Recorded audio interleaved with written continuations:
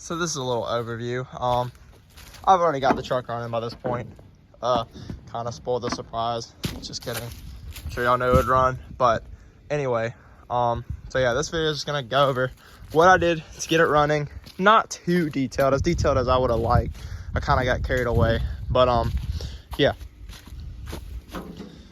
And in the video, I said that was a 235. I don't think I went back and corrected myself. This is actually a 216. They had 235s, but the 3100s, I don't think started using them until, oops, almost tripped, 53, I think it was. So 52 and before, it was that 216. So this one's a 216 original in the truck. Also, as I will mention in the video, I did trade this for the 48 Buick I had. A, because there's so many more accessible parts for this truck. B, because I've always wanted this truck, and this is like my dream truck, as I will mention later. But yeah, as much as I would have liked to got the Buick running and kept it, I love the Buick, but this is just so much easier to work on. Parts are more accessible, body panels are more accessible, everything's more accessible. I couldn't even find a starter for the Buick. I tried looking and looking, I really just couldn't find one. But these, they still make plenty of parts for them. And I'm not a mechanic, I'm just a kid with car knowledge, really. So, I mean, this is just so much easier for me. Plus, it is my dream truck, and I only got the Buick for a little bit, so I didn't mind. But yeah, onto the video, where I'll probably mention more at the beginning about trading this for the Buick.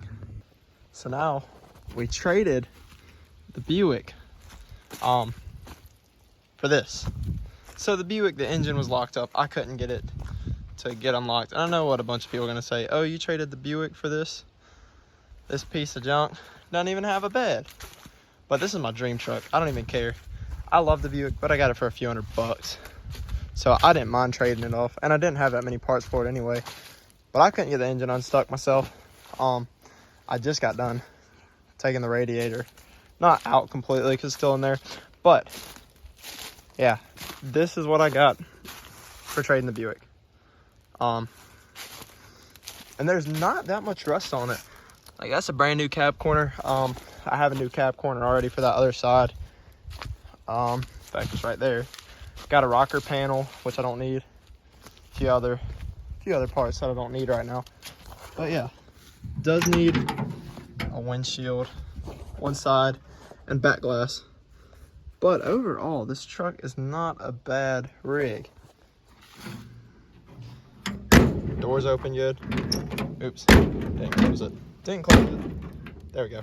Now it's closed. And we got the engine bay. I think that's a 235.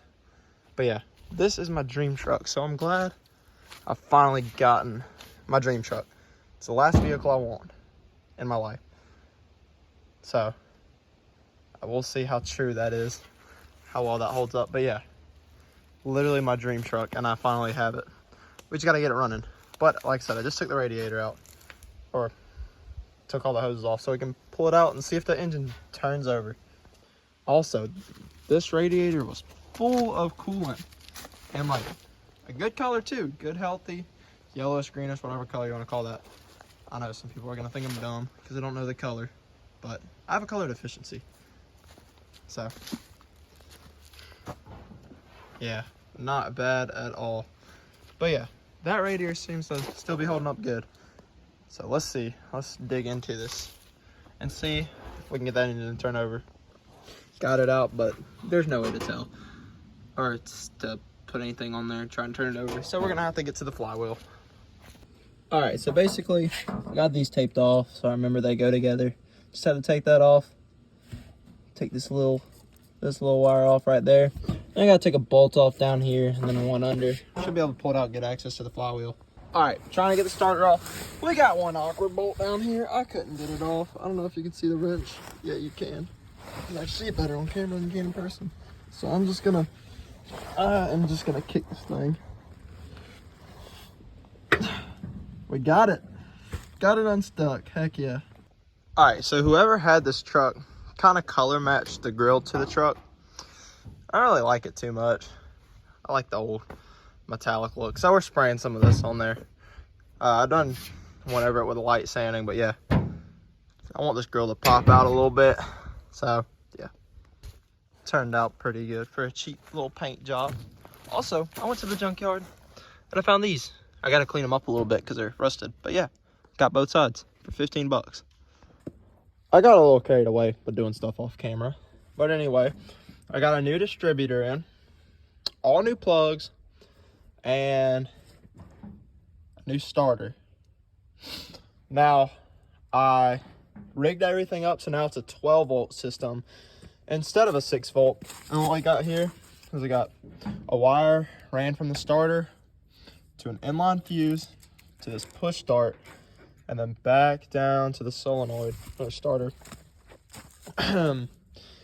And that, yeah, that's the starter. Here we have a wire running straight to the key from the battery, and then this runs over here into the distributor, and the distributor is just grounded out on the engine.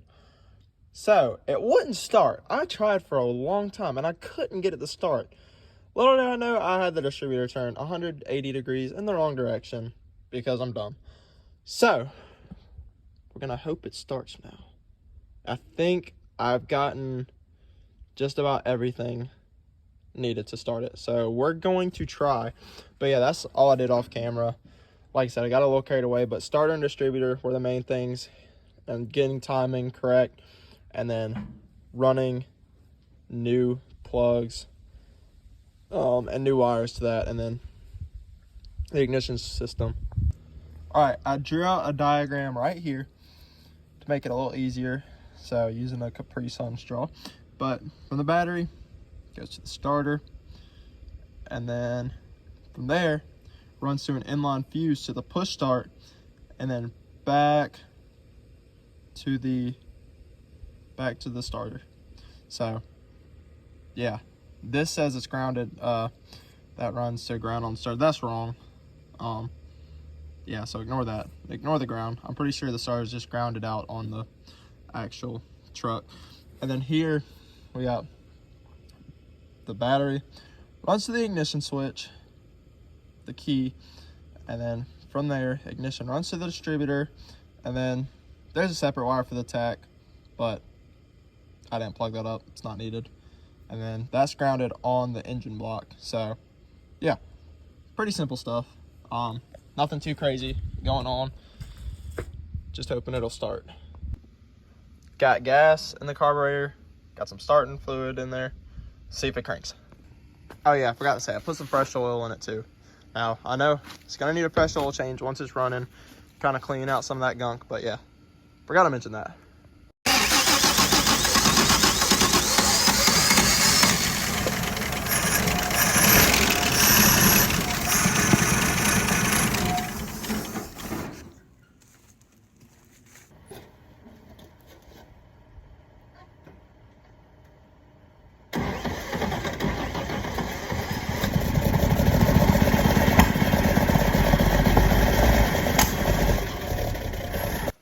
All right, the fuel pump I had was the wrong fuel pump.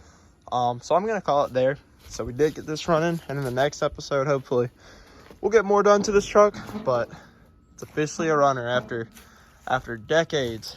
And I mean, shouldn't be too bad of a restoration project. I mean, everything's in pretty good condition. I do gotta bolt a bunch of this back down, super loose. Same with this side, super loose. You can see loose here.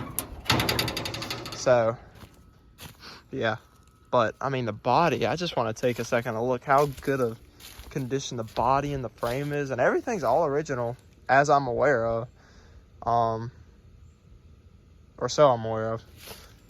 I'm pretty sure everything's all original, but yeah, just a nice little patina in here.